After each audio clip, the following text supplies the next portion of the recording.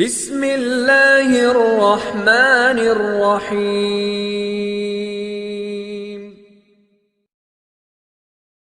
الله نحمده ونستعينه ونستغفره ونؤمن به ونتوكل عليه ونعوذ بالله من شرور أنفسنا ومن سيئات أعمالنا من يهد الله فلا مضل له ومن يضلله فلا هادي له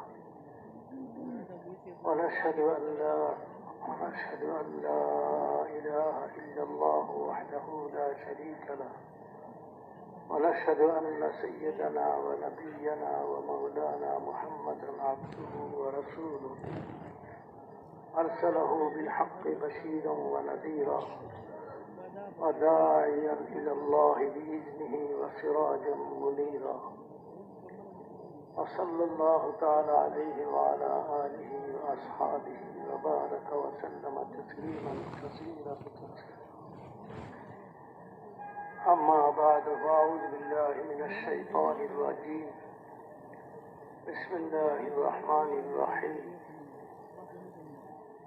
قل هذه سبيلي أدعو إلى الله على بصيرة أنا ومن اتبعني وسبحان الله وما أنا من المشركين وقال الله سبحانه وتعالى من عمل صالحا من ذكر أو أنثى وهو مؤمن فلنحيينه حياة طيبة ولنجزينهم أجرهم بأحسن ما كانوا يعملون صدق الله مولانا العظيم وقال رسول الله صلى الله عليه وسلم الراحمون يرحمهم الرحمن ارحموا من في الأرض يرحمكم من في السماء أو كما قال عليه الصلاة والسلام. محترم دوستو، بزرگو، بھائیو، اللہ جل جلالہ منوالہ نے جب سے انسانوں کو دنیا میں بھیجنے کا سلسلہ جاری فرمایا، ساتھ ہی ساتھ حضرت انبیاء علیہ السلام کو بھی بھیجنے کا سلسلہ جاری فرما دیا. حضرت انبیاء علیہ السلام اللہ کی طرف سے بھیجے ہوئے ہوتے ہیں اور وہ منتخب شدہ ہوتا ہے. اللہ تعالیٰ ان کے انتخاب فرماتے ہیں کار نبوت کے لیے. اور انبیاء علیہ السلام کی شخصیت سب سے اونچی شخصیت والے ہیں.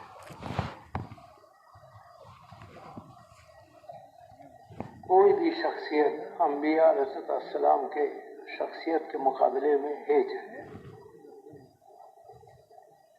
انبیاء علیہ السلام لوگوں میں چل پھر کر لوگوں کو دعوت دیتے تھے، اللہ کی طرف بلاتے تھے، اللہ کی تعارف کراتے تھے. ایھا الناس قولوا لا الہ الا اللہ تفلحوا، اے لوگوں کہو لا الہ الا اللہ، کامیاب ہو جاؤ گے. یعنی کرنے والی ذات اللہ تعالیٰ کی ہے.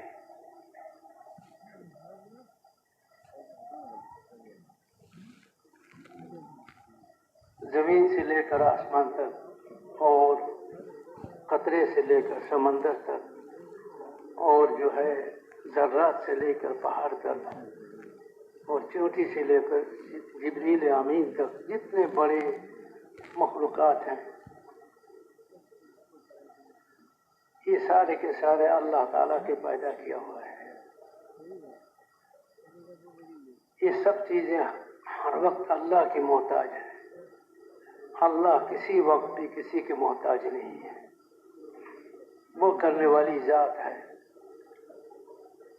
عزت اور ذلت اور زندگی کا بننا بگڑنا یہ سارے اللہ تعالیٰ کے ہاتھ میں ہے. اللہ جس کی زندگی چاہے بنا دے، اللہ جس کی زندگی چاہے بگاڑ دے، لیکن اللہ تعالیٰ نے زندگی کو بنانے کا اور بگاڑنے کا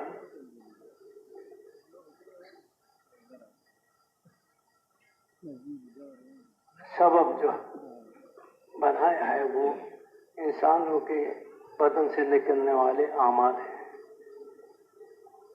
اگر انسان اپنے اعمال کو صحیح کر لیتے ہیں، یعنی زندگی صحیح رخ پر لاتا ہے، جو زندگی اللہ تعالیٰ کو پسند ہے، تو پھر اللہ تعالیٰ اس انسان کی زندگی کو بنا دیتا ہے، چاہے ان کے پاس ظاہری اسباب اور نقشے ہوں یا نہ ہوں۔ اور جب انسان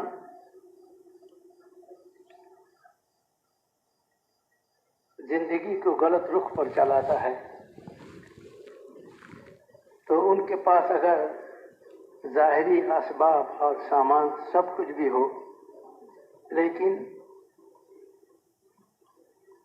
ان کا زندگی غلط رخ پر ہو، تو اللہ تعالیٰ اس کی زندگی کو بگاڑ دیتے ہیں،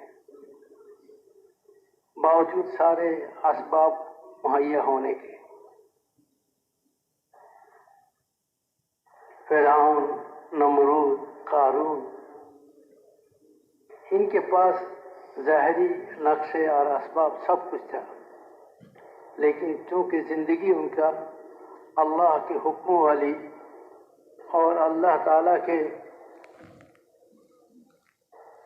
امر والی زندگی کے خلاف تھا، بلکہ نافرمانی والی زندگی، شیطانی زندگی اور خواہشات والی زندگی تھا، تو پھر اللہ تعالیٰ نے باوجود سارے اسباب کے ان کی زندگی کو اللہ تعالیٰ نے بگاڑ دیا۔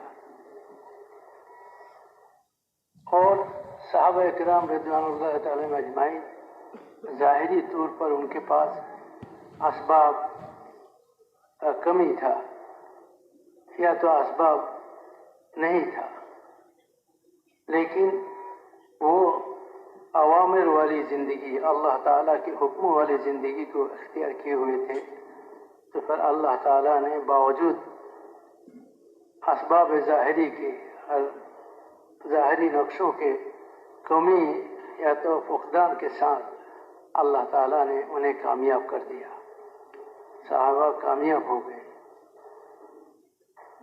اللہ تعالیٰ نے نبیوں کو بھیج کر انسانوں میں دعوت کی محنت کروائے اور انسانوں کو اللہ کی طرف بلائے اور اللہ سے تعارف کرائے، کہ لوگوں اللہ کو پہچانو، اللہ کی مان کر اور اللہ کو مان کر زندگی گزارو تو تم لوگ کامیاب ہو جاؤ گے۔ کامیابی نقشوں میں نہیں ہے، کامیابی اللہ تعالیٰ کے ہاتھ میں ہے، اور کامیابی دینے کے لیے اللہ تعالیٰ نے دین اتارے ہیں۔ دینی زندگی اختیار کرو گے تو اللہ تعالیٰ تمہیں کامیابی عطا فرمائیں گے۔ جنہوں نے نبیوں کی دعوت کو قبول کیا اور نبیوں کی دعوت پر لبیک کہے اور ان کے بتائے ہوئے طریقوں پر زندگی گزارے، اللہ تعالیٰ نے انہیں کامیاب کر دی۔ اور جنہوں نے جو ہے نبیوں کی دعوت کو انکار کیے اور اوامر والی زندگی کو چھوڑ کر خواہشات والی زندگی پر چلے، تو اللہ تعالیٰ نے ان کو جو ہے ناکام کر دی، وہ دنیا میں بھی ناکام اور آخرت میں بھی ناکام۔ انبیاء علیہ السلام لوگوں کو آخرت کی طرف متوجہ کرتے تھے اور یہ سمجھاتے تھے کہ دیکھو یہ دنیا کی زندگی ہے، مختصر زندگی ہے، یہ ختم ہونے والی زندگی ہے، اس کے بعد ایک زندگی آنے والی ہے جو ہمیشہ کی زندگی ہے اور کبھی ختم نہ ہونے والی زندگی ہے۔ اگر تم لوگ دنیا اور آخرت میں کامیاب ہونا چاہتے ہو اور ناکامی سے بچنا چاہتے ہو تو ہم اللہ کے نبی ہیں، اللہ کی طرف سے بھیجے ہوئے ہیں، اور اللہ کی طرف سے ہم تمہارے لیے زندگی گزارنے کا صحیح طریقہ لے کر آئے ہیں، تم اس کو اختیار کرو۔ اگر تم اس کو اختیار کرو گے، یہ حکم والی زندگی، اوامر والی زندگی، اس کو اگر اختیار کرو گے تو اللہ تعالیٰ تمہیں کامیابی عطا فرمائیں گے، اور ناکامی سے اللہ تمہاری حفاظت فرمائیں گے۔ دنیا اور آخرت میں تم کامیاب ہو کر رہو گے، اور دنیا میں بھی کامیابی ہے اور آخرت میں بھی اللہ تعالیٰ ہمیشہ ہمیشہ کے کامیابی والی زندگی عطا فرمائیں گے۔ دنیا کی زندگی تو ختم ہونے والی ہے، یہ ختم ہو جائے گی، باقی آخرت کی زندگی یہ نہ ختم ہونے والی زندگی ہے، یہ کبھی ختم نہیں ہوگی۔ اور وہاں کی کامیابی حقیقی کامیابی ہے، اصل کامیابی ہے، اور وہاں کی ناکامی حقیقی ناکامی ہے، اصل ناکامی ہے۔ کامیاب وہ انسان ہے جو آخرت میں کامیاب ہو گیا، ناکام وہ انسان ہے جو آخرت میں ناکام ہو گیا ہے۔ جو آخرت میں کامیاب ہو جائے گا ان کے لیے ہمیشہ ہمیشہ کے راحتوں اور عیش و عشرت کی اور جو ہے نعمتوں کی دروازے اللہ تعالیٰ کھول دیں گے ہمیشہ کے لیے۔ وہ ہمیشہ کے عیش و عشرت میں اور جو ہے راحتوں میں رہے گا، نعمتوں میں رہے گا۔ اور جو ناکام ہو جائے گا وہ ہمیشہ کے لیے عذاب میں اور مصیبتوں میں، تکلیفوں میں رہے گا۔ اس لیے انبیاء علیہ السلام بڑے درد کے ساتھ، محبت کے ساتھ لوگوں کے در در گھر گھر پھیر کر انہیں سمجھاتے تھے، محبت سے سمجھاتے تھے کہ ایک نبی کے دل میں امتی کا جو درد ہوتا ہے وہ ہزاروں لاکھوں ماں اور باپ کی محبت سے زیادہ ہوتا ہے۔ نبی کے دل میں جو درد اور محبت امتی کے لیے ہوتا ہے، اس لیے کہ ماں باپ کے دل میں اولاد کی محبت وہ تو دنیا کی زندگی کو سامنے رکھ کر ہوتا ہے کہ ان سے دنیاوی زندگی کے فائدے نظر کے سامنے ہوتا ہے کہ یہ بڑے ہوں گے اور کمائیں گے، کھلائیں گے، یہ ساری چیزیں ہوتے ہیں ماں باپ کے دل میں۔ لیکن انبیاء علیہ السلام کے دل میں دنیا کا کوئی غرض نہیں ہوتا تھا، وہ امت کو محبت کرتے تھے بے غرض ہو کر۔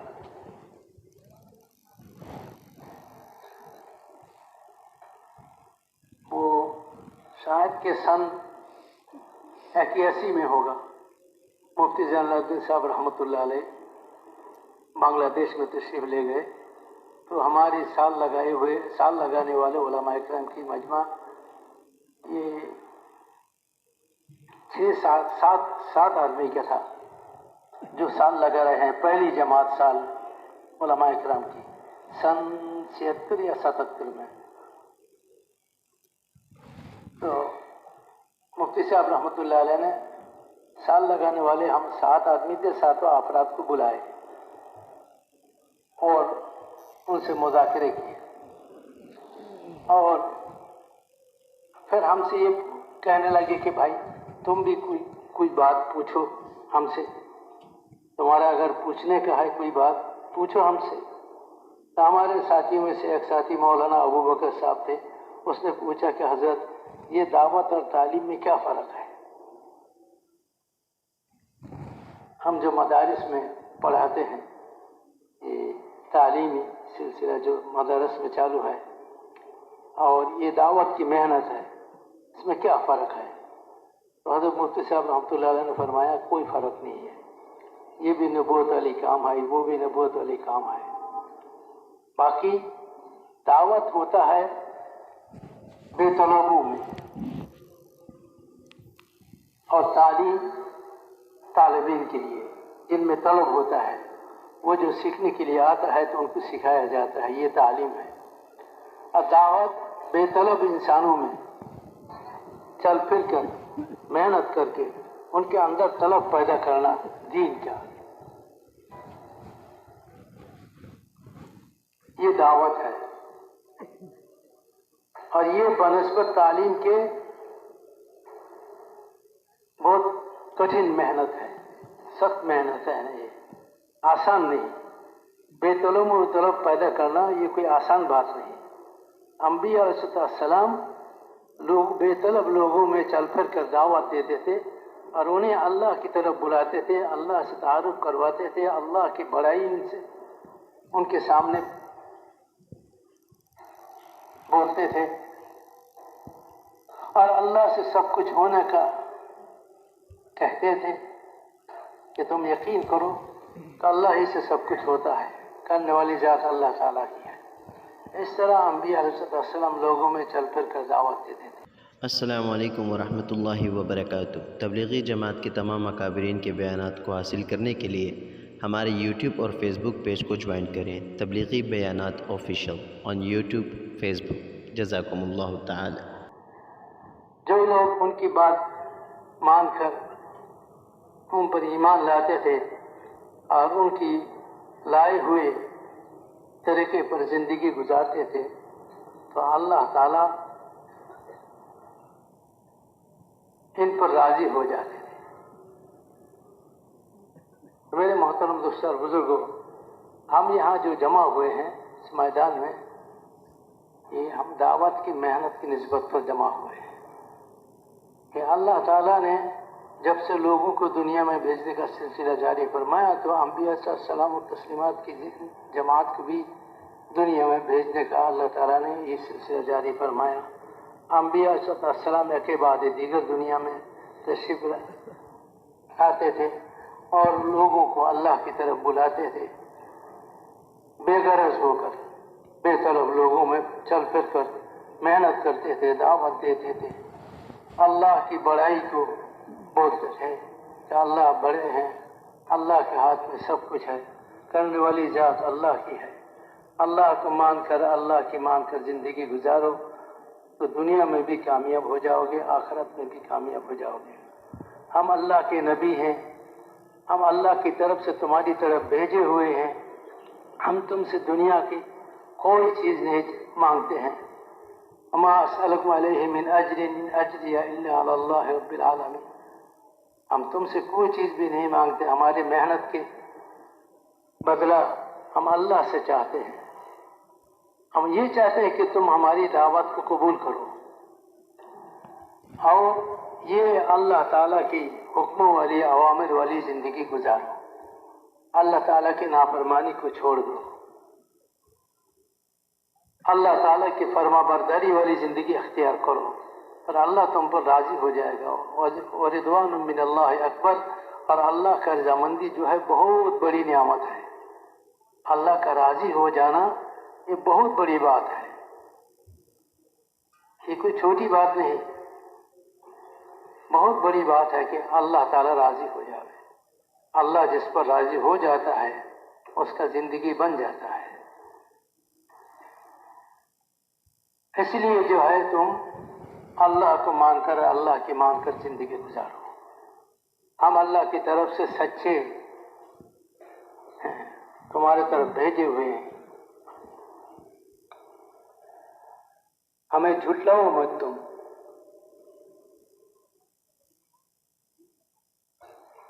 ہم جو بات کہتے ہیں اپنی ذات سے نہیں بلکہ اللہ کی طرف سے کہتے ہیں۔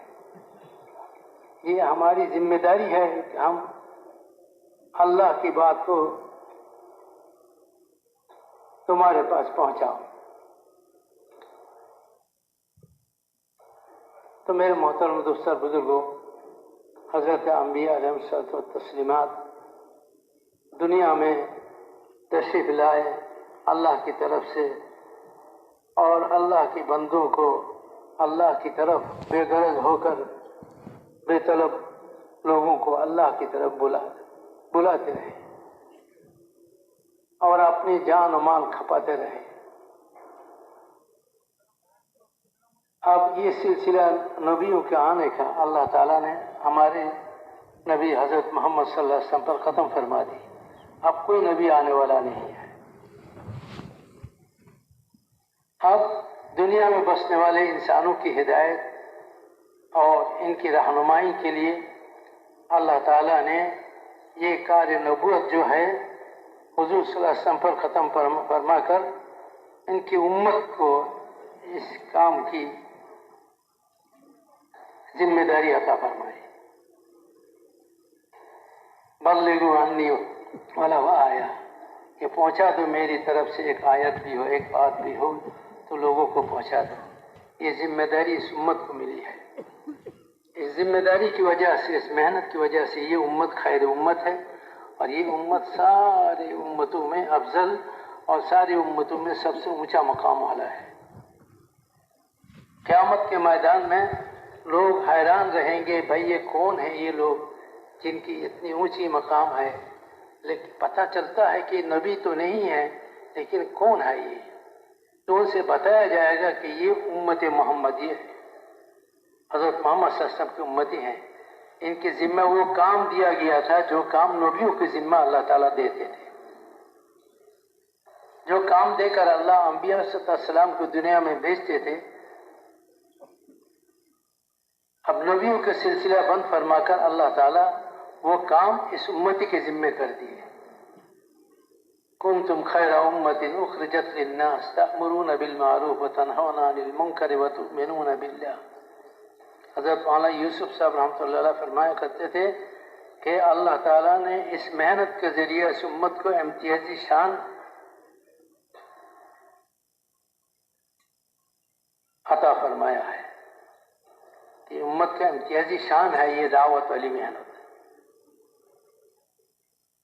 कि इस मेहनत की वजह से ये उम्मत पूरी उम्मत में सबसे ऊंची मकाम वाले हैं। तो अंबिया अलैहिस्सलाम तस्लीमात के सिलसिला को मुनक़ते फरमा कर उम्मत को इस काम की जिम्मेदारी अल्लाह ताला ने दी है। अब ये काम सहाबा किराम रज़ियल्लाहु अन्हुम अजमाइन हुज़ूर सल्लल्लाहु अलैहि वसल्लम की ज़ेर निगरानी इस काम को सीखे और इस काम के लिए अपनी जान और माल की कुर्बानी दी और इस काम के सिलसिले में जो तकालीफ और जो मुसीबतें आई है सब बर्दाश्त की है। भूख प्यास, गर्मी सर्दी और जिस्मानी हर किस्म की तकालीफ बर्दाश्त की है।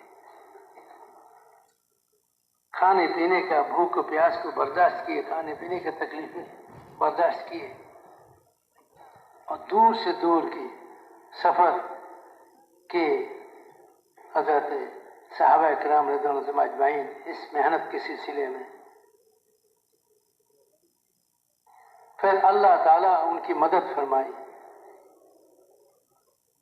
और सहाबा किराम अल्लाह ताला की मदद से हर जगह इस मेहनत के तकाजे को लेकर पहुंचे। ये समंदर और बियाबान और सहरा और जंगलात और पहाड़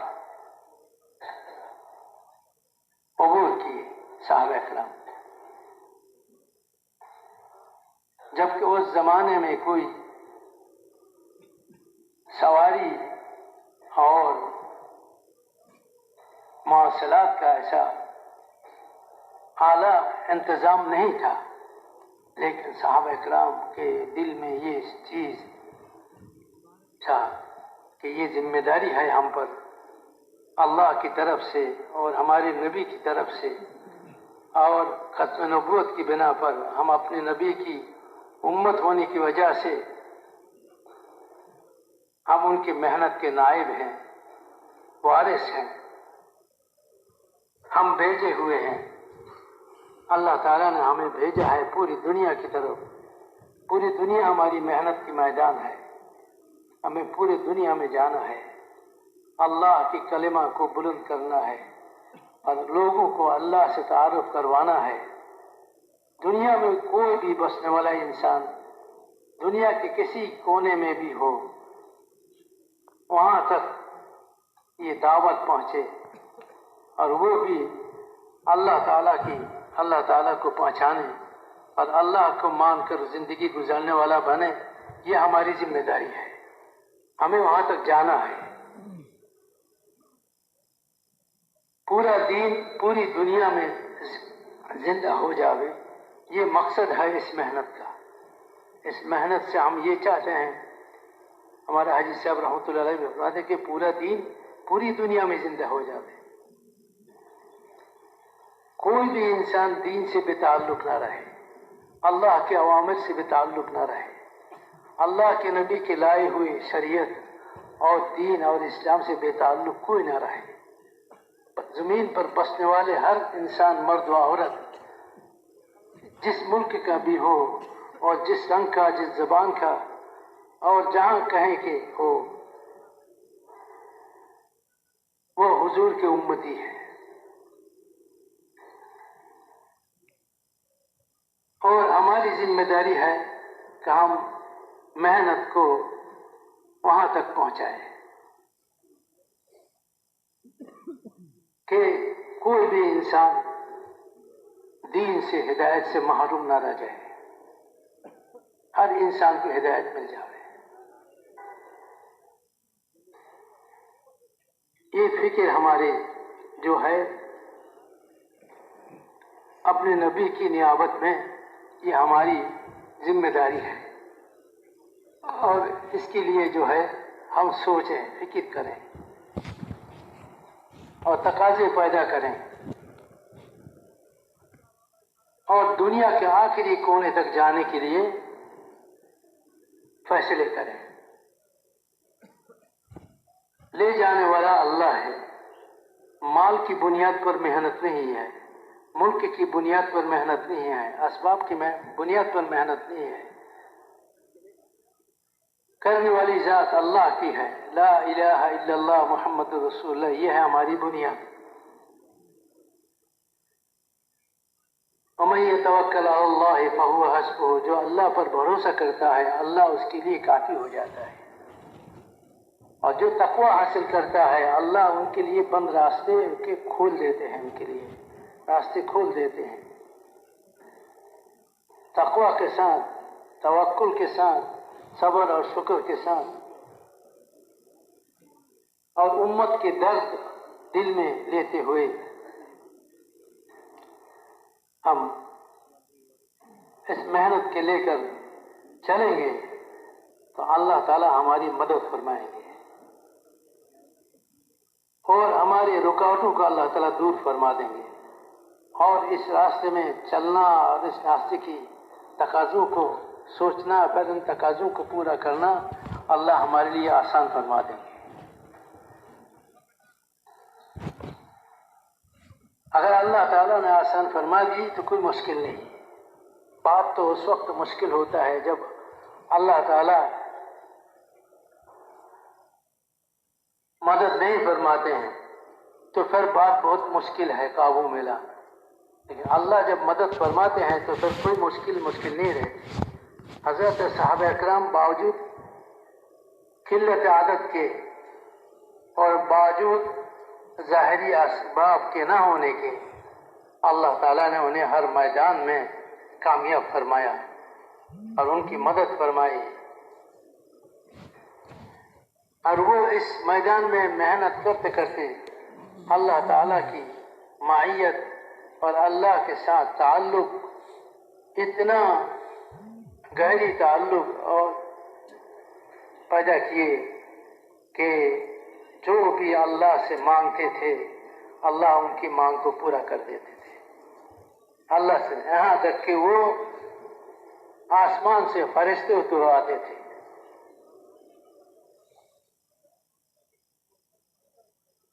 بدر کے میدان میں 5000 فرشتے اترائے صحابہ کرام دعاؤں سے.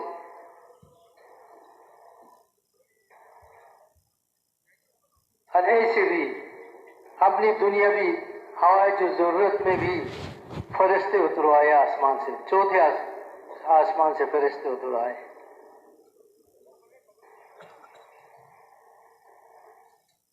اس دعوت کی محنت کی برکت سے دعاؤں کی قبولیت حاصل ہوتی ہے. بندوں کا اللہ کے ساتھ تعلق اور رابطہ قائم ہوتا ہے، اور یہ تعلق اور رابطہ جب مضبوط ہو جاتا ہے تو پھر بندے جو اللہ سے مانگتے ہیں اللہ وہی کر کے دکھاتے ہیں۔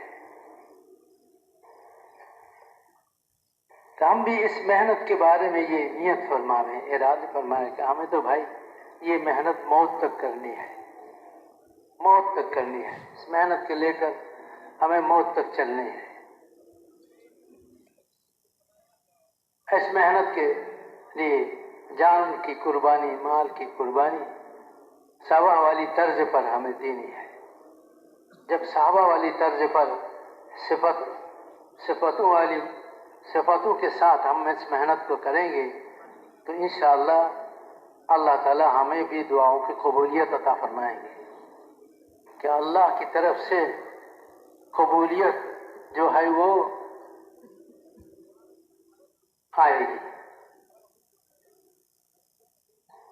صحابہ اکرام رضوان اللہ تعالی علیہم اجمعین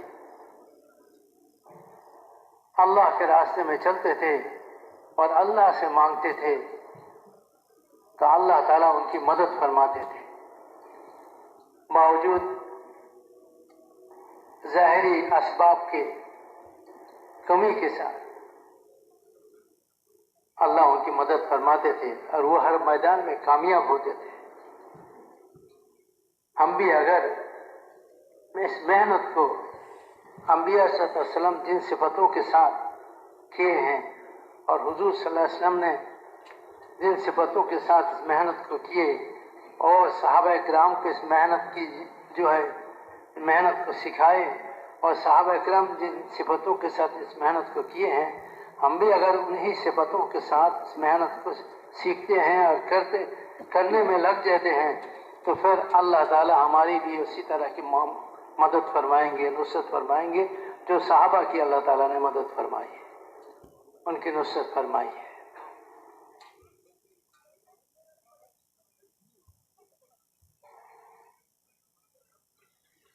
اس لیے میرے بھائی اور بزرگوں،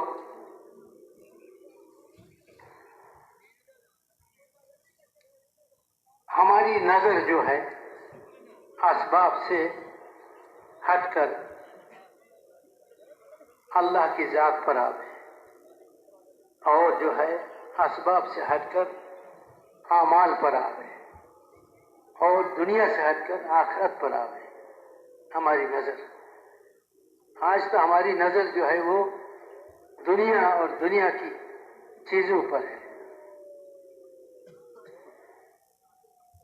آخرت ہمارے سامنے نہیں ہے۔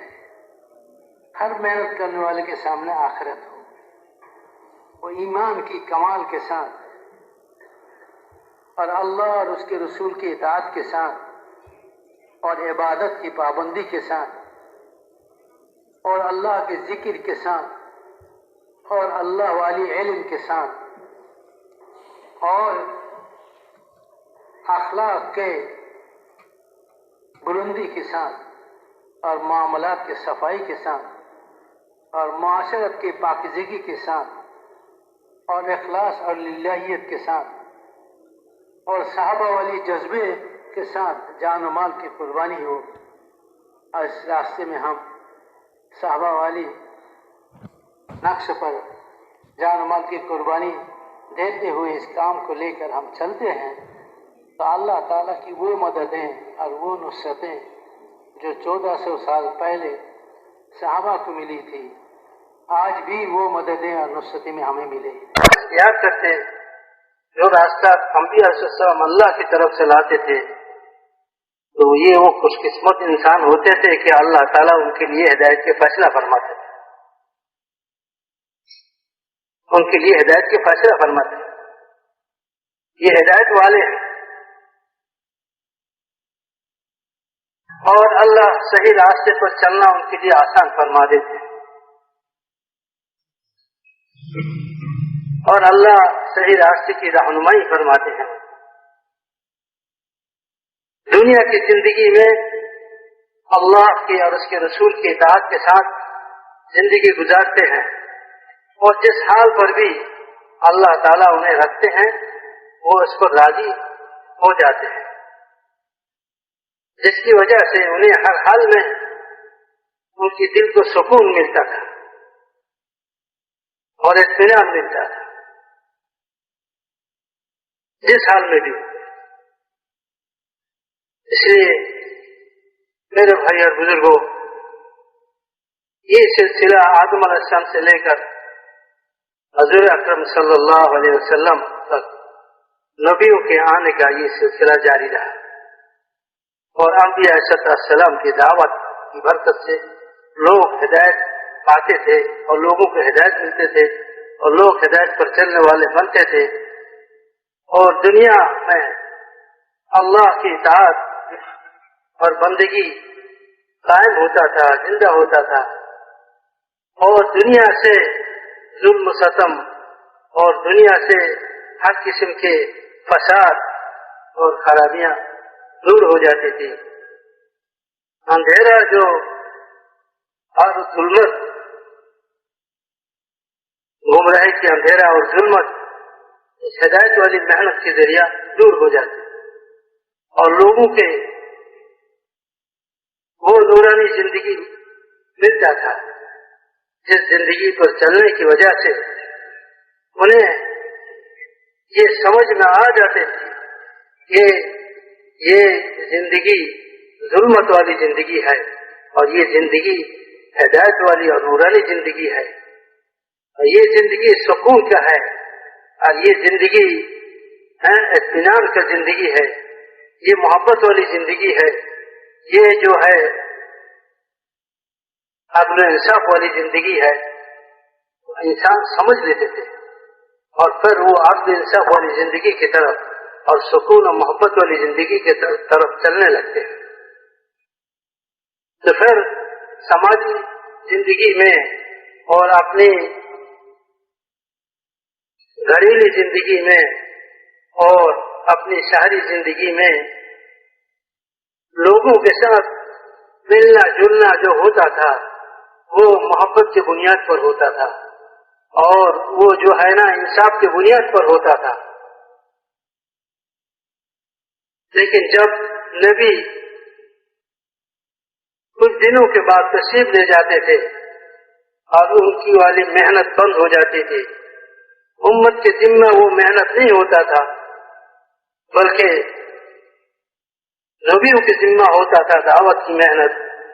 جب نبی تشریف لے جاتے تھے، چلے جاتے تھے، تو امت سے وہ محنت چھوٹ جاتی تھی، اور اس محنت کے چھوٹ جانے کے نتیجے میں یہ ہوتا تھا کہ نبیوں والا زندگی، اطاعت والی بندگی والی زندگی یا دھیرے دھیرے مٹ جاتا تھا، اور اس کے مٹ جانے کی وجہ سے دھیرے دھیرے انسانوں میں وہ ظلمت، گمراہی کی اور وہ ظلم و ستم، وہ حد تجاوزی، یہ ساری چیزیں اور ساری خرابیاں دھیرے دھیرے پیدا ہونے لگتی۔ ہر انسانوں کا زندگی، ان کے سماج اور ان کے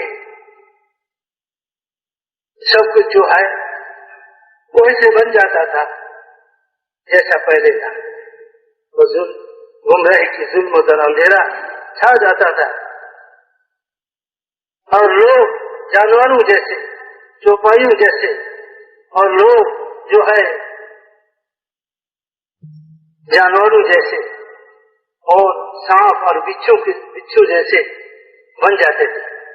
طبیعت ان کی اور ان کی اخلاق ایسا بن جاتا تھا کہ سانپ جیسا اور شیر جیسا، جنگلی جانور بھی جیسا، آپس میں ظلم و ستم، حد تجاوزی، یہ سارے ہوتے تھے۔ تو میرے بھائی بزرگوں، پھر اللہ تعالیٰ انسانیت پر رحم فرما کر کسی نہ کسی نبی کو اللہ تعالیٰ مبعوث فرماتے، وہ نبی آ کر پھر انسانوں میں محنت شروع فرماتے، دعوت کی، فضا اور ماحول کی تبدیلی میں دعوت کی دخل بہت زیادہ ہے. دعوت سے ماحول بدلتا ہے، سزا بدل جاتی ہے دعوت سے. تو جب نبی آتے اور آ کر دعوت شروع کر دیتے، دعوت کی محنت شروع کرتے تھے، تو دعوت کی محنت کی برکت سے پھر جو ہے فضا میں تبدیلی آنی شروع ہوتی تھی، ماحول بدلنے لگے، لوگوں میں خیر کی طرف، بھلائی کی طرف چلنے کا وہ عادت پیدا ہو جاتا تھا. لوگ بھلائی کی طرف چلنے لگتے تھے، خیر کی طرف چلنے لگتے تھے، اچھائی کی طرف چلنے لگتے تھے. اس طرح یہ سلسلہ نبیوں کے آنے کا ایک بعد دیگرے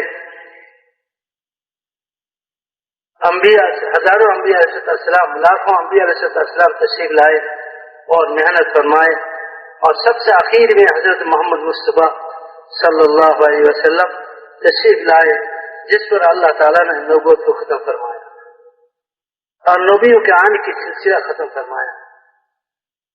اور ختم نبوت کی بنا پر اللہ تعالیٰ نے یہ دعوت والی محنت اس امت کو عطا فرمائی کہ آپ قیامت تک کوئی نبی آنے والا نہیں، یہ امت اس محنت کو کرے گی، اس کی ذمہ داری اٹھائے گی. اس کے مرد بھی، اس کی عورتیں بھی، اس کے بچے، بوڑھے، جوان، سب، اس کے تاجر اور زراعت پیشہ والا، کاشتکار، عہدے والے، اور اس کے جو ہے حکمران جو حاکم ہوتے ہیں، وہ سب کے سب حضور صلی اللہ علیہ وسلم کی امتی ہونے کی بات، وہ بھی ذمہ دار ہے اس میں محنت کی، ان کو بھی ذمہ داری ہے وہ اس محنت کو سنبھالے اور اس محنت میں اپنا جان اور مال لگائے. جس طرح انبیاء علیہ السلام شفقت کے ساتھ، محبت کے ساتھ امت پر اپنا جان و مال لگاتے تھے، اپنے آپ کو کھپاتے تھے اور اپنے سب کچھ اس راستے میں لگاتے تھے اور اپنے جان کو، مال کو بے قیمت کر دیتے تھے. یہ امت کے ہر فرد مسلم کلمہ پڑھنے والا جو یہ کہے کہ میں اللہ کو مانتا ہوں اور حضرت محمد صلی اللہ علیہ وسلم کو آخری نبی مانتا ہوں، تو اس کی ذمہ ہے یہ قل هذه سبیلی ادعو الی اللہ علی بصیرۃ انا ومن اتبعنی ای ومن آمن بی. جو اللہ اور اس کے رسول پر ایمان رکھتے ہیں اس کی ذمہ ہے یہ. عصر کے بعد آپ نے جو بیان سنا ہے مسکرات کی محنت کی، کہ حضور صلی اللہ علیہ وسلم نے ایک ایک مسکرات کی کیسی ذہن بنائی، کیسی ذہن بنائی.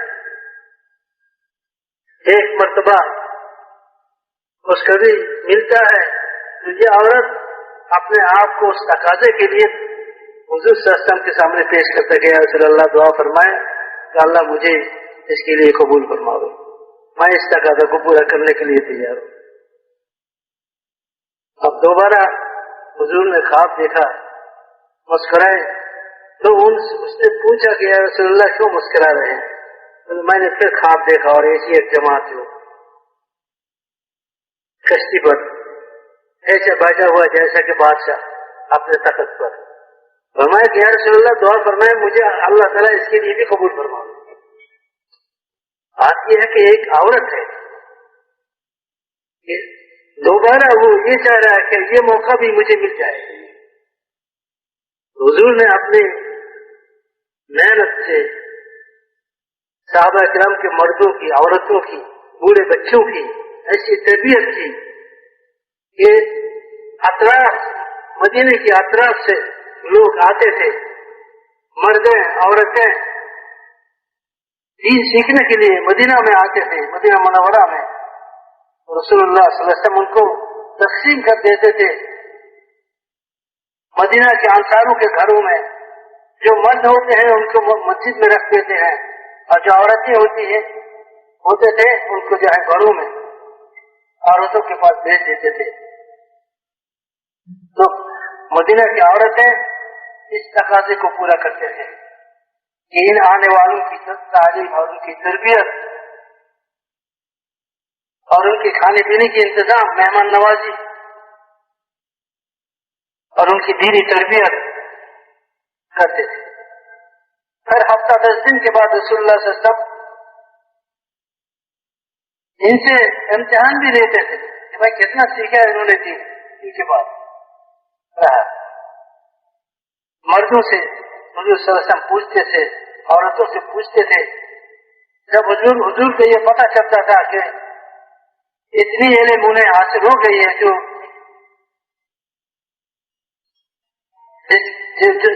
ضرورت ہے، ضرورت والی علم انہیں حاصل ہو گئی ہے، تو حضور صلی اللہ علیہ وسلم فرماتے بہت اچھا کہ تم تو فقیہ ہو گئے.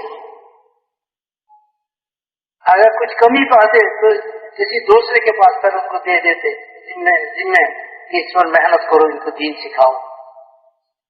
اور عورتوں کے پاس عورتوں کو بیچتے تھے. وہ عورتیں گھر کی عورتیں گھر کے سارے کام کاج کے ساتھ محنت کے ساتھ ان کی تعلیم و تربیت اور ان کی مہمان نوازی سارے چیزیں سنبھالتے تھے. حضور صلی اللہ علیہ وسلم نے اپنی امت پر ایسی محنت کی کہ امت کے ایک ایک عورت کو بھی وہ ذمہ داری کی احساس تھی کہ پوری دنیا میں پورا دین زندہ ہو جائے. یہ ہمارا بھی ذمہ داری ہے، ہمارا بھی ذمہ داری ہے. صحابہ کی عورتیں وہ بھی پوری دنیا کو سوچتے تھے کہ کس طرح اللہ کا کلمہ پوری دنیا میں زندہ ہو جائے، اللہ کا دین پوری دنیا میں زندہ ہو جائے. اس لیے اپنے مردوں کو تیار کرتے تھے، انہیں اللہ کے راستے میں بھیجتے تھے اور اپنی جان سے مال اللہ کے راستے میں لگے، اللہ کے دین کے لیے. اور دنیا والوں کو ہدایت مل جاوے اور دنیا والے جو ہے گمراہی کے ظلمت سے نکل کر وہ ہدایت کی نورانی زندگی میں آ جاوے. اس کے لیے مرد جیسے اپنے آپ کو ذمہ دار سمجھتے تھے اور سوچتے تھے، فکر کرتے تھے، محنت کرتے تھے. عورتیں بھی اس طرح سوچتے تھے. اس لیے میرے بھائی اور بزرگوں، یہ سارے کے سارے تو پرانے حضرات ہیں، پرانوں کی مجمع ہے. حضرت مولانا سعید احمد خان صاحب رحمۃ اللہ علیہ مرتبہ بنگلہ دیش میں تشریف لائے. پرانوں کا جوڑ تھا تو فرمایا کہ بھائی پرانے تو اصل میں صحابہ تھے، پرانے اصل میں صحابہ تھے کہ وہ صفات والے تھے. پرانے کا معنی صفات والا، پرانا باعتبار اوقات کے یہ مطلوب نہیں، مطلوب ہے کہ پرانے باعتبار صفات. جو دعوت میں آدمی پرانا ہوتا چلا جاتا ہے وہ صفات میں آگے بڑھتا چلا جاتا ہے، ایمان میں، یقین میں، اللہ اور اس رسول کی محبت میں، اور اللہ کے ساتھ تعلق اور حضرت محمد صلی اللہ علیہ وسلم کی محبت اور سنتوں کو چلنے کی شوق. اور میرے بھائی اور بزرگوں، علم، اتنا علم ہر ایک کو حاصل ہو جیسے وہ اپنی ضروریات زندگی کو قرآن و حدیث کے مطابق اور اللہ اور اس کے رسول کے منشے کے مطابق گزار سکیں. یہ حلال پر چلے، حرام کو چھوڑے، اور سچ پر چلے، جھوٹ کو چھوڑے. میرے بھائی اور بزرگوں، جب زندگی ہمارا نبیوں کے بتائے ہوئے طریقے پر آ جائے گا تو پھر ہمیں اللہ تعالیٰ پوری دنیا کے انسانوں کے لیے ہدایت کا نمونہ بنائے گا. محنت کرنے والے محنت کرتے کرتے وہ لوگوں کے لیے نمونہ بن جائے. یہ اصل ہے. صحابہ کرام کو آدمی دیکھتے تھے تو دیکھ کر ان کے دل میں یہ بات پیدا ہو جاتی تھی کہ یہ سچے آدمی ہے، یہ اچھے آدمی ہے، یہ نیک لوگ ہیں۔ یہ صحابہ کرام تجارت کی غرض سے ملکوں میں جاتے تھے، لیکن ان کا جو ہے اصل مقصد جو ہوتا تھا تجارت سے دنیا کمانا نہیں بلکہ دین کا پھیلانا اور دین کو دنیا میں زندہ کرنا ہوتا تھا۔ وہ جاتے تھے تجارت کرنے کے نام سے، لیکن وہاں کے لوگ جب ان سے معاملہ کرتے، ان سے چیزیں خریدتے تو ان کی معاملات ایسا ہوتا صاف ہوتا تھا، ایسا قرآن و حدیث کی روشنی میں ہوتا تھا کہ وہ لوگ متاثر ہو جاتے تھے کہ یہ اچھے آدمی ہیں، سچ بولنے والے ہیں اور سچ بولنے والے ہیں۔ یہ لوگ جو کہتے ہیں سچ کہتے ہیں، ایسا آدمی جھوٹا نہیں ہو سکتا۔ صحابہ کے چہروں کو دیکھ کر، ان کے معاملات کو دیکھ کر لوگوں کے دلوں میں یہ بات آ جاتی تھی کہ یہ جھوٹ بولنے والے نہیں، یہ اچھا آدمی ہے۔ آج ساری دنیا میں دوستوں کروڑوں مسلمان، 200 کروڑ مسلمان دنیا میں، 600 700 کروڑ انسان دنیا میں، 200 250 250 کروڑ مسلمان دنیا میں، لیکن مسلمانوں کی زندگی کا کوئی تاثر یہ 600 650 انسان جو دنیا میں بس رہے ہیں ان پر نہیں ہے۔ اس لیے میرے محترم دوستوں بزرگوں، اس محنت کے ذریعہ ہمیں اپنے آپ کو نمونہ بنانا ہے۔ 4 مہینہ 40 دن یہ تو ایک عنوان ہے، ایک ترتیب ہے محنت کا، یہ مقصد نہیں ہے، مطلوب نہیں ہے۔ محنت سے جو مقصد ہے وہ دین زندہ ہو جائے پوری دنیا میں، دنیا کے بسنے والے ہر انسان کو ایمان مل جاوے، ہدایت مل جاوے، اور دنیا کے بسنے والے ہر انسان جہنم کی آگ سے بچ جاوے اور جنت انہیں مل جاوے۔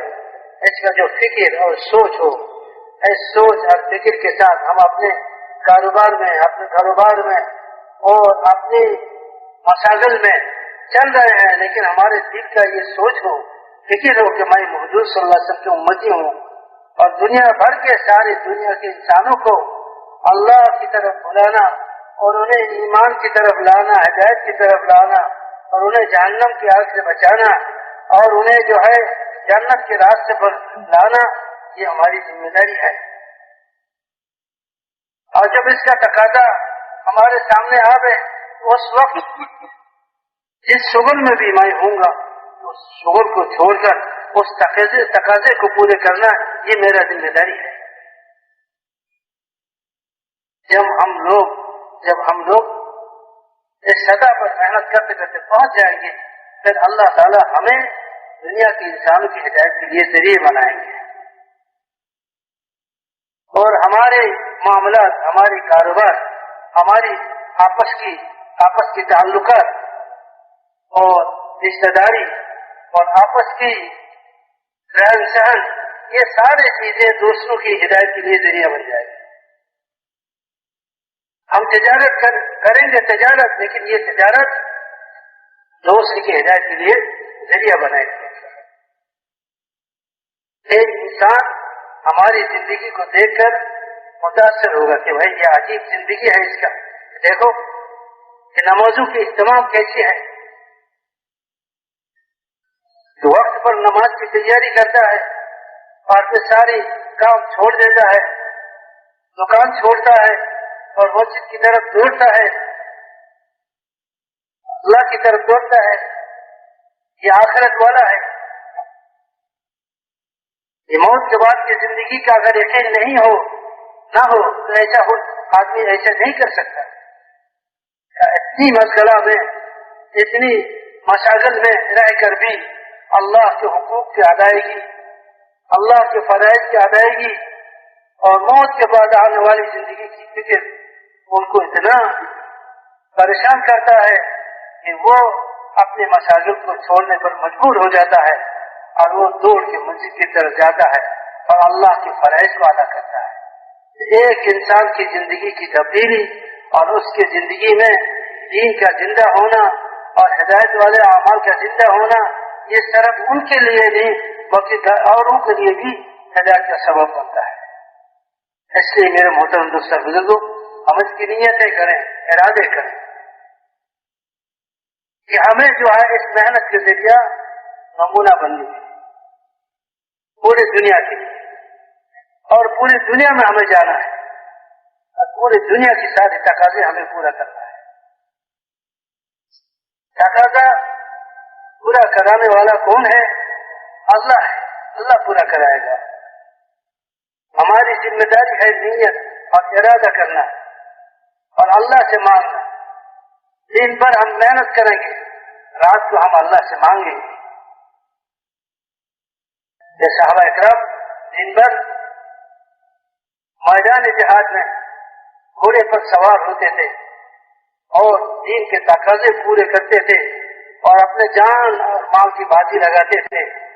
جب رات ہوتا تھا تو مسلح پر کھڑے ہو جاتے تھے اور اللہ کے سامنے روتے تھے، گر گراتے تھے، روتے تھے اور اپنی ہدایت اور پوری امت کی ہدایت اللہ سے مانگتے تھے۔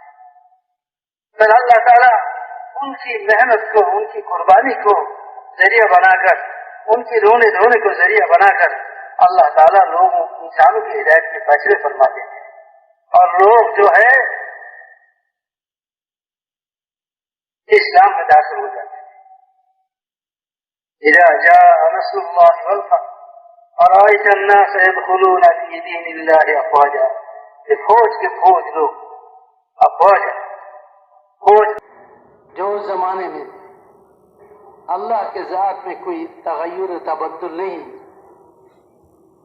اور اللہ کی سنت میں بھی کوئی تغیر و تبدل نہیں ہے، وَلَن تَجِدَ لِسُنَّةِ اللَّهِ تَبْدِيلًا وَلَن تَجِدَ لِسُنَّةِ اللَّهِ تَحْوِيلًا۔ اگر ہم نے صحابہ کرام والی جذبے کے ساتھ اور ان صفتوں سے متصف ہو کر اس محنت کو کرتے ہیں جن صفتوں کے ساتھ انبیاء علیہ السلام نے اس محنت کو کی ہے اور حضور صلی اللہ علیہ وسلم نے کی ہے، اور صحابہ نے حضور کی نگرانی میں اس محنت کو سیکھ کر جن صفتوں کے ساتھ اس محنت کو کیے ہیں، جن جذبات کے ساتھ اس محنت کو کیا، اگر ہم بھی ان صفتوں کے ساتھ اور ان جذبات کے ساتھ کرتے ہیں تو پھر وہ مدد و نصرتیں جو صحابہ کو حاصل ہے وہ ہمیں بھی حاصل ہو جاتے ہیں۔ آج بھی یہ کوئی غیر ممکن بات نہیں ہے، یہ ممکن بات ہے۔ اب ہمارا جو اللہ کے راستے میں نکلنا ہے 4 مہینے کے لیے، 7 مہینے کے لیے، سال کے لیے، اندرون اور بیرون میں، یہ کام کو سیکھنے کے لیے ہے، ان صفتوں کو اپنے اندر پیدا کرنے کے لیے ہے۔ یہ 6 نمبر والی زندگی اپنے اندر لیتے ہوئے دعوت کی محنت، یہ داعی کے صفات ہیں، یہ 6 نمبر۔ ہر دعوت کی محنت کرنے والے ان صفتوں سے آراستہ ہو کر دعوت دیں۔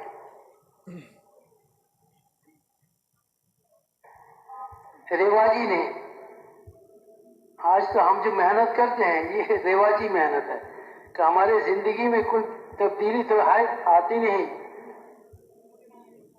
بات ہی بات کا مجموعہ ہے، سارے بیانات کا اور گھنٹوں بات چیت کا تو مجموعہ ہوتا ہے، لیکن ان باتوں پر زندگی کو لانا کہ داعی کو دیکھا جاتا ہے،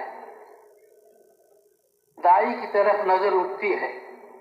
کوئی آدمی جب مجمع میں ممبر پر بیٹھ کے بات کرتا ہے یا تو مجمع کے سامنے کھڑے ہو کر بات کرتا ہے تو پوری مجمع ان کی طرف دیکھتے ہیں، ان کو دیکھتے ہیں۔ اب یہ انسان جس کو جو نظروں کے سامنے ہے، اگر اس کا زندگی بنا ہوا نہیں ہے، یا قوم اتبعوا المرسلین اتبعوا من لا يسألكم اجرا وهم مهتدون، کہ یہ داعی اللہ کی طرف بلانے والے ایسے لوگ ہیں جو کہتے ہیں کرتے ہیں، وہی کرتے ہیں، ان کے عمل اور قول میں فرق نہیں ہوتا ہے، وہ جو کہتا ہے وہ خود کرتا بھی ہے. یہ نبیوں کی صفت ہے. انبیاء علیہ السلام جس بات کی دعوت دیتے تھے لوگوں کو خود اس پر عمل کرتے تھے.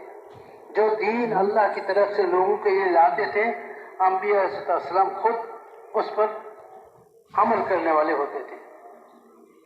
اس لیے دین کا سمجھنا لوگوں کے لیے آسان ہو جاتا ہے. دعوت سے دین پر چلنا لوگوں کے لیے آسانی پیدا ہوتی ہے دعوت کے ذریعے. اس لیے کہ جو بات کرتے ہیں جو بلاتے ہیں لوگوں کو جب اس کا زندگی ان کے قول کے مطابق ہوتا ہے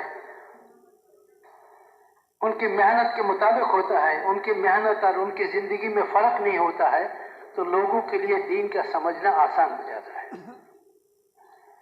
اور جب آدمی دین کی بات کرتا ہے لیکن ان کا زندگی ان کے بات کے خلاف ہے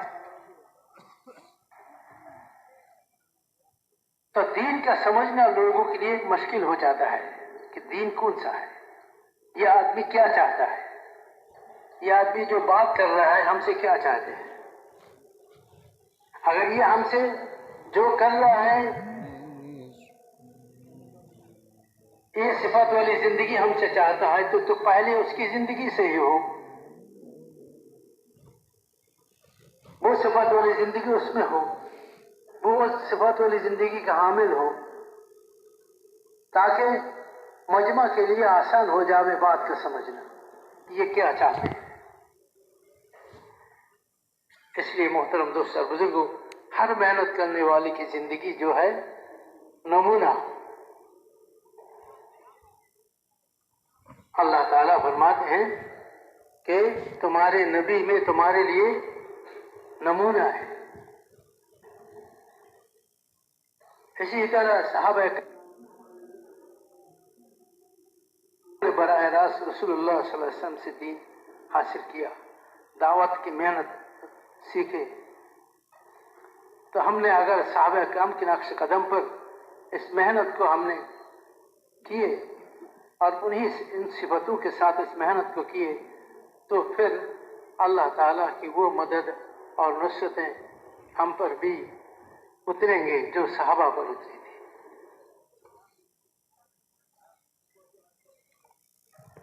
اور ہماری محنت اگر صحابہ کی نقش قدم سے ہٹ کر ہو تو ہم جتنی بھی محنت کریں اور محنت کی مقدار جتنی بھی ہم بڑھائیں لیکن اللہ کی مدد ہمیں حاصل نہیں ہوگی. اور بغیر اللہ کی مدد کے یہ گاڑی چلتی نہیں ہے. یہ دعوت والی گاڑی جو چلتی ہے وہ اللہ کی مدد سے چلتی ہے. یہ دنیا کے سارے باطل طاقتیں جو زیر ہوتی ہے وہ اللہ کی مدد کی وجہ سے. وہ اللہ کی مدد کو جب دیکھتا ہے وہ حیران رہ جاتا ہے. وہ یہ اس بات کو اقرار کرنا پڑتا ہے کہ یہ کوئی انسانی طاقت نہیں ہے, یہ کوئی مخلوق کی طاقت نہیں ہے.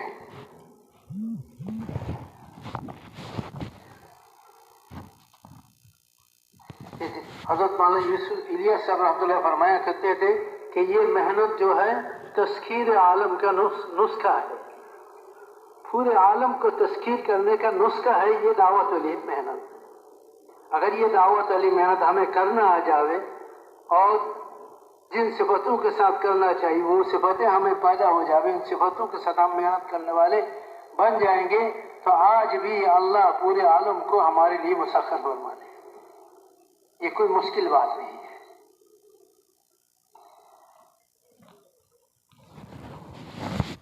اس لیے میرے محترم دوست اور بزرگوں سب سے پہلے جو ضروری چیز ہے وہ یہ ہے کہ ہم اپنی زندگی کو نمونہ بنائیں پورے عالم کے لیے. ہم پورے عالم کی طرف بھیجے ہوئے ہیں.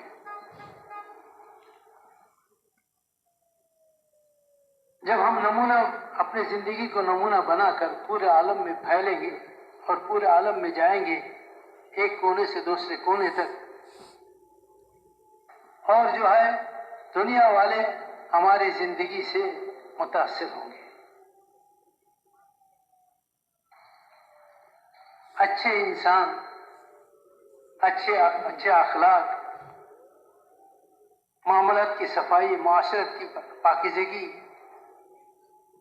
ان صفتوں والے انسانوں کی مطالبہ ہے آج بھی دنیا میں.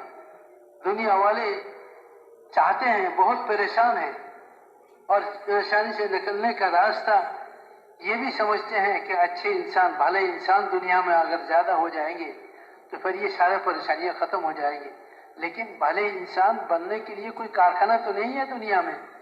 چیزوں کے بنانے کا کارخانہ ہے، چیزوں کے بنانے کا اعلیٰ قسم کی چیزوں کے بنانے کا کارخانہ تو ہے، لیکن اعلیٰ قسم کے انسانوں کے بنانے کا کوئی کارخانہ نہیں ہے. وہ کارخانہ یہ دعوت علی محنت ہے کہ حضور صلی اللہ علیہ وسلم نے اس محنت کے ذریعہ اس زمانے کے سب سے بدترین انسان جو تھے، خونخوار انسان جو تھے، بھیڑیے اور چیر پھاڑ کر کھانے والے جانوروں کی طرح زندگی گزارنے والے جو تھے، انہیں اس محنت کے ذریعے رسول اللہ صلی اللہ علیہ وسلم نے پوری دنیا کے لیے نمونہ بنایا.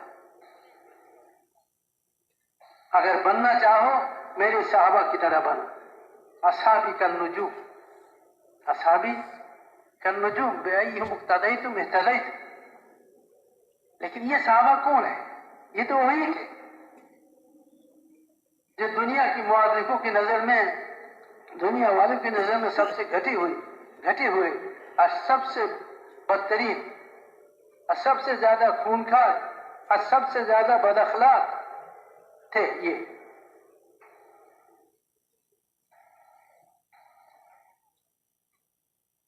اخلاق میں سب سے نیچے کا گرا ہوا انسان تھا.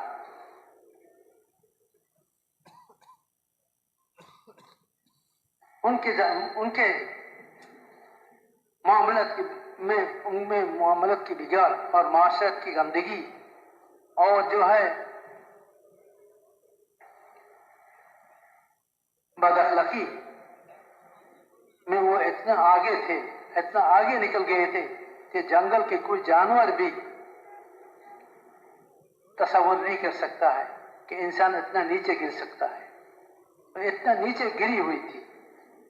لیکن وہ کون سی محنت تھی جو رسول اللہ صلی اللہ علیہ وسلم نے ان پر کی ہے، جس محنت کی وجہ سے وہ پورے دنیا میں سب سے بہترین انسان بن گئے اور سب سے اعلیٰ انسان بن گئے کہ سارے دنیا کے تعلیم یافتہ لوگ، سارے دنیا کے مالدار، سارے دنیا کے بادشاہوں کو اگر جمع کرو تو ایک صحابہ جو رسول اللہ صلی اللہ علیہ وسلم کی زیر نگرانی جن کی زندگی بنی ہے، ایک صحابہ کے ان کے قدم میں جو گرد و غبار لگتا ہے ان کے برابر بھی نہ ہو یہ دنیا والے.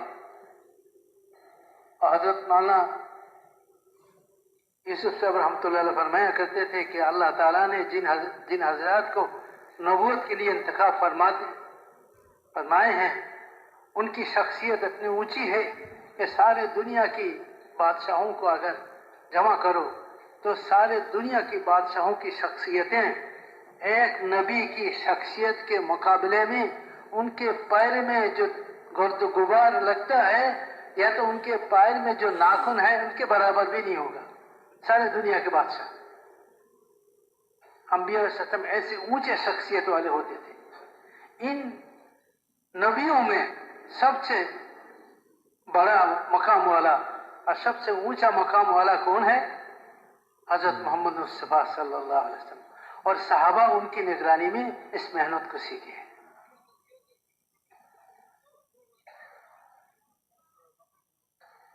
اب یہ 6 نمبر جو ہے یہ وہ ساری صفات ہیں جو صحابہ میں تھی، جن صفاتوں کے ساتھ صحابہ اکرام اس محنت کو کرتے تھے. اب ہمیں بھی اس کے لیے نیت کرنی ہے، ارادہ کرنا ہے کہ ہم بھی انشاءاللہ اس راستے میں نکل کر ان صفاتوں کے ساتھ اس محنت کو ہم سیکھیں گے اور اپنائیں گے اور اپنے اندر ان صفاتوں کو لے کر پوری دنیا میں، دنیا کی چپے چپے میں، پوری دنیا کی کونے میں، پوری دنیا میں ہم پھیل جائیں گے انشاءاللہ. ہمارے پاس سے اعلیٰ ظاہری اسباب کی کمی ہے، کوئی بات نہیں، صحابہ سے کم تو نہیں تھا، نہیں ہے، صحابہ سے بہت زیادہ ہے ہمارے پاس اسباب۔ صحابہ کے پاس تو اتنا بھی نہیں تھا کہ وہ تو رات کو پیشاب کرنے کے لیے بیٹھتا ہے تو کھڑکھڑاہٹ کی آواز آتی ہے تو دیکھتا ہے کہ ایک چمڑا ہے جانور کا، چمڑے کا ٹکڑا ہے، اس کو اٹھا کر لاتے ہیں، صاف کرتے ہیں، پاک کرتے ہیں، پھر آگ میں جلاتے ہیں، پھر ان کو پانی میں گھول کر پی لیتے ہیں بھوک کی وجہ سے، بھوک کی وجہ سے۔ اور مسجد نبوی میں فجر کی نماز میں بھوک کی وجہ سے صحابہ نماز میں گر جاتے تھے اور ان کی گرنے کی آوازیں پوری مسجد میں سنائی دیتے تھے، جو گر گئے کوئی۔ اور یہ گرنا کس لیے ہے؟ بھوک کی وجہ سے ہے۔ حضرت ابو ہریرہ رضی اللہ تعالیٰ عنہ بھوک کی وجہ سے زمین پر اپنا پیٹ لگا کر پڑے رہتے تھے، بھوک کی وجہ سے۔ اتنی بھوک تو اب کسی بھی مسلمان کو نہیں آتی۔ ان بھوک کی اور پیاس کی شدت اور دنیا کی ان سارے تکالیف کو برداشت کرتے ہوئے صحابہ کرام دین کی تقاضوں کو پورا فرماتے تھے۔ اس کے ساتھ پوری دنیا میں پھیل جاتے تھے۔ اللہ تعالیٰ اور بقول حضرت مولانا الیاس رحمۃ اللہ علیہ کہ یہ تذکیر عالم کا نسخہ ہے، اللہ تعالیٰ نے صحابہ کے لیے پوری دنیا کو مسخر فرما دیے، یہاں تک کہ وہ سمندر پر بھی چلے، وہ جنگلوں سے چلے، اور جنگل کے شیر چیتے ان کے حکم کو مانے۔ ایک صحابی جو ان کا کشتی سمندر میں ڈوب گیا، وہ کسی طرح کنارے پر آیا تو وہ کنارہ جنگلات کی طرف کا تھا، تو دیکھتا ہے کہ شیر آ رہا ہے۔ تو شیر جب قریب آیا تو اس نے کہا کہ میں محمد صلی اللہ علیہ وسلم کے امتی ہوں، غلام ہوں، دین کی تقاضے کو لے کر نکلا ہوں، کشتی ہمارا غرق ہو گیا ہے، ہمیں اپنی جماعت سے ملنا ہے، مجھے جماعت سے ملا دو۔ یہ کہہ کر وہ شیر پر سوار ہو گئے۔ شیر ان کو جو ہے جنگل پار کرا کر آبادی تک پہنچا دیتے ہیں۔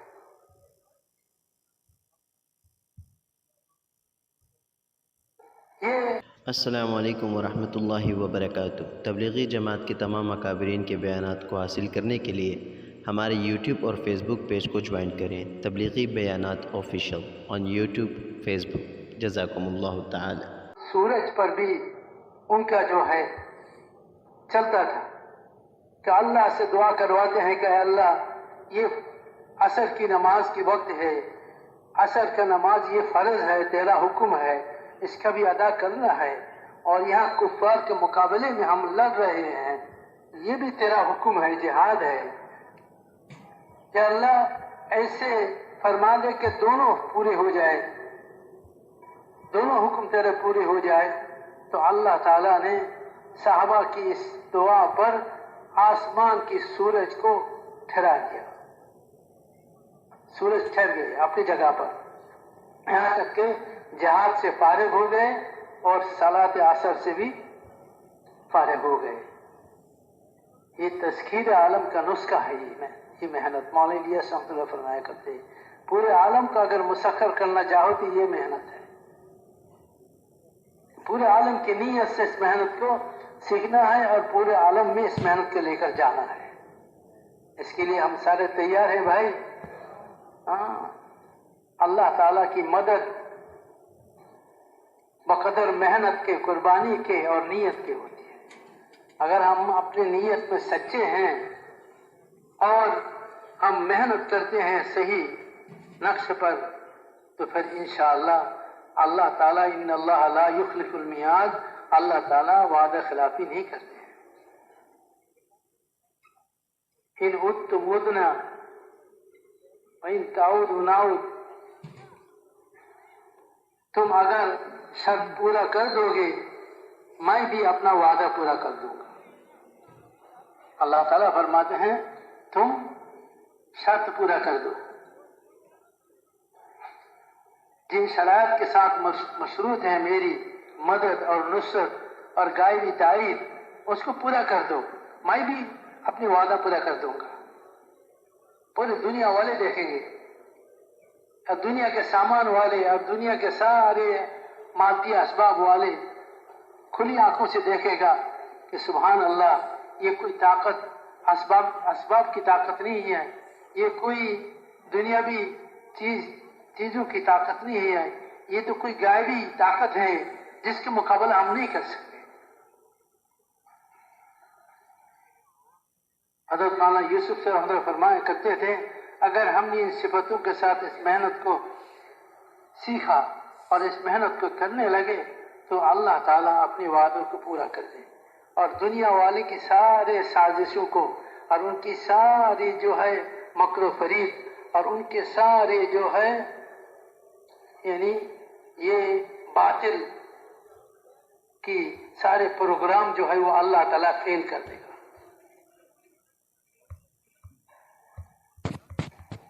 اللہ تعالیٰ فیل کر دے گا ان کو، اور ان کی سازشوں کو انہی پر اللہ تعالیٰ استعمال فرما دیں گے۔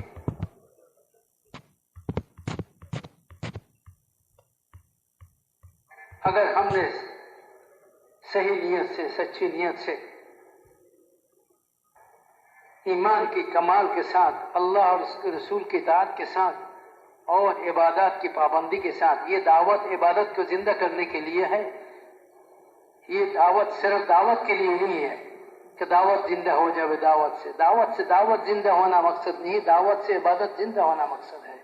سارے دنیا میں سب سے عبادت میں آگے انبیاء علیہ السلام تھے، اللہ کی عبادت کرنے والے، اللہ کے بندے، اللہ کو ماننے والے تھے انبیاء علیہ السلام 100%۔ تو اس دعوت کے ذریعے ہم میں بھی اطاعت کی صفت پیدا ہو گیا، اللہ کے اور اس کے رسول کی، یا ایھا الذین آمنوا اطیعوا اللہ واطیعوا الرسول، ایمان والو اللہ کے اور اس کے رسول کی اطاعت کرو۔ ہم میں بھی اللہ کے اور اس کے رسول کی اطاعت آ گئی 100%۔ ہماری دنیاوی زندگی کے ہر شعبے میں اللہ کی اطاعت ہو، آزادی نہیں بلکہ پابندی والی زندگی ہو ہماری۔ اسلامی زندگی، دینی زندگی آزادی زندگی نہیں ہوتا ہے، آزاد زندگی نہیں ہوتا ہے۔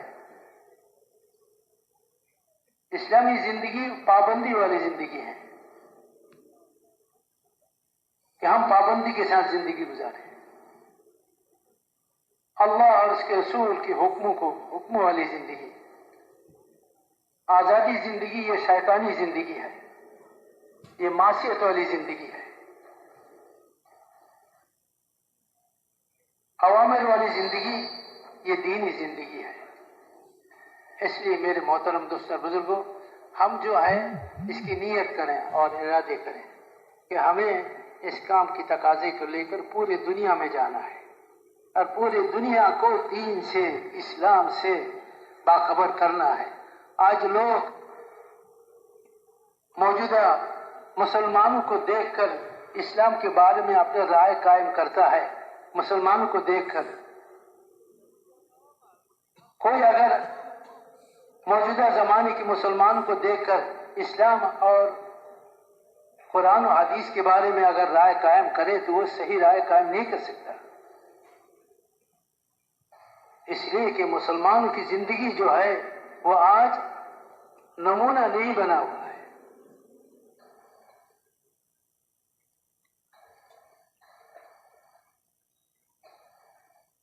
ہم لوگ جو سن 83 میں شاید کے سن 83 میں امریکہ میں گئے تو وہاں مستورات تھی، ایک گھر میں مستورات کی بیان تھا، تو میں نے وہاں بیان کیا، مشورے سے طے ہوا، تو بیان کے بعد دعا ہوئی، دعا کے بعد ایک پرچی اندر بیٹھنے والے عورتوں کی طرف سے ایک پرچی، وہ اس وقت ہم نے سنا تھا کہ نئے عورتیں اور جو مسلمان ہوتی تھی وہ دین کو سیکھنے کے لیے ضروری مسائل 2-4 پوچھ لیتے ہیں، اور اس وقت مستورات میں بیان کرنے والے یہ سارے عالم ہوتے ہیں، تو ان سے کوئی بات پوچھ لیتے ہیں۔ اس طرح کا ایک پرچی آئی، تو اس پرچی میں یہ رکھا ہوا کوئی مسئلہ نہیں تھا، بس یہ رکھا ہوا تھا کہ مولوی صاحب آپ نے جو مسلمانوں کی تعارف बयान किए कि मुसलमान ऐसे हैं, सहाबा ऐसे थे, ऐसे थे, ऐसे थे। अब ऐसे मुसलमान तो नजर नहीं आते। वो सारे मुसलमान कहाँ हैं? आज के जो मुसलमान हैं इनको देखकर तो हमें इस्लाम की तरफ, इस्लाम के बारे में नफरत पैदा होती है। हमने जिस इस्लाम के बारे में सुनकर, पढ़कर, सोचकर अपने खानदानी आबाई दीन को छोड़ा, अब यहाँ आकर हमने देखा कि हमने जिन रास्तों को छोड़कर आए हैं, मुसलमान उसी रास्तों पर मर मिट रहे हैं। अब तो हमें बड़ी हसरत हो रही है कि हमने अपने आबाई मजहब को छोड़ा, दीन को छोड़ा इस्लाम के लिए, और ये मुसलमान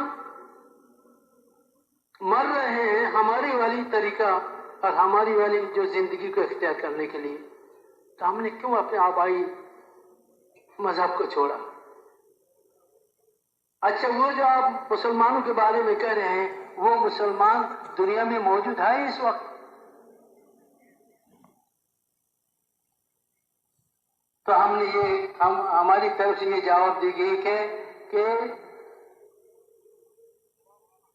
मुसलमान दरगोर कि मुसलमान तो कब्र में चले गए, और मुसलमानी जो है वो कुरान में है, हदीस में है, जिंदगियों में नहीं है। मुसलमानी ये कुरान और हदीस में है, और मुसलमान कब्रों में है। मुसलमान तो सहाबा थे।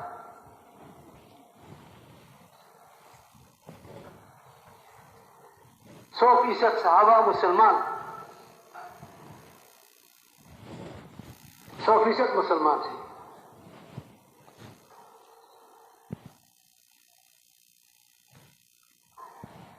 और जो इस्लाम था वो तो कुरान और हदीस में है कि इस्लाम क्या चीज है। इसलिए मेरे मोहतरम दोस्तों, सारी दुनिया जो है इसका ये चाहते हैं कि पूरी दुनिया में फिर वो जमात जो सहाबा की थी, ऐसी जमात मुसलमानों की पूरी दुनिया में वजूद में आ गई, ताकि दुनिया वाले इस्लाम की खूबियों को देखकर इस्लाम की तरफ झुकें और इस्लाम की तरफ आवे। ये सिर्फ बयान से और तकरीर से नहीं आएगी। इसके लिए जो है अल्लाह के रास्ते में निकलकर अपने जान माल को खपाना पड़ेगा, और सहाबा के नक्श कदम पर हमें जो है मेहनत करना पड़ेगा, दूर दूर की सफर करनी पड़ेगी, सफर करना पड़ेगा। इसके लिए मेरे भाई और बुजुर्गों, हिम्मत फरमावे और नियतें जो है करें, और पूरी दुनिया में फैल जाने की, पूरी दुनिया में इस मेहनत की तकाज़ों को लेकर सारी दुनिया में जाने के लिए करें, और इसके लिए अपने आप को पेश करें।